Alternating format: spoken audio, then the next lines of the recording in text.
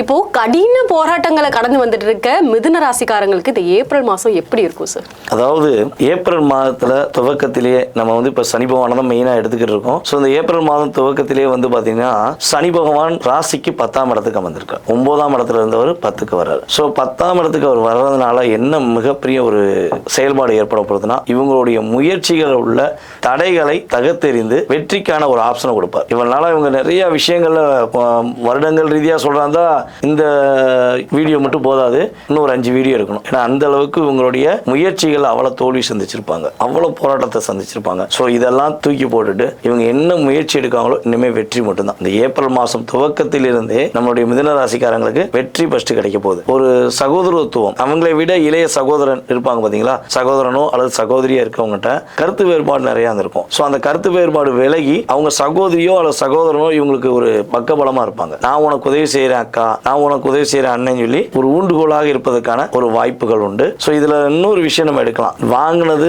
500 ரூபா, ஆனா செலவு 1500 ரூபா அப்படிங்கிற ஒரு தாட்ல நிறைய பிரச்சனைகளை எதிர்கொண்டு இருக்காங்க. கடன் அப்படிங்கிற விஷயத்துல மாட்டிக்கிட்டு முழிச்சுக்கிட்டு இருக்க நம்மளுடைய மிதுனராசி என்பவர்களுக்கு கடன் சுமை இந்த மாதத்திலிருந்தே குறைய ஆரம்பிச்சிடும். இது சனி பயிற்சி வீடியோல ஃபுல்லா சொல்லியிருக்கோம். ஸோ ஆனா இந்த மாதம் துவக்கத்திலிருந்தே உங்களுடைய வரவுக்கு ஏற்ற செலவு, அந்த செலவுல ஒரு மிச்சம் பண்ணி கடன் அடைக்கக்கூடிய விஷயங்கள் கிரகங்கள் உங்களுக்கு உறுதுணையா இருக்கிறதுனால நீங்க நம்பிக்கையுடன் செயல்படலாம். இன்னுமே பதட்டப்படாம இது நடக்குமா நடக்காதாங்கிற எண்ணத்துல இல்லாம நடக்குங்கிற நம்பிக்கையோட செய்யுங்க. இது ஜாதக ரீதியாக சொல்லல, உங்களுக்கு இப்ப கோச்சார கிரகங்கள் ரீதியாக உங்களுக்கு தெளிவா சொல்றேன். நம்பிக்கையுடன் செயல்படக்கூடிய மாதமாக ஏப்ரல் மாதத்தை எடுத்துக்கொள்ளலாம்.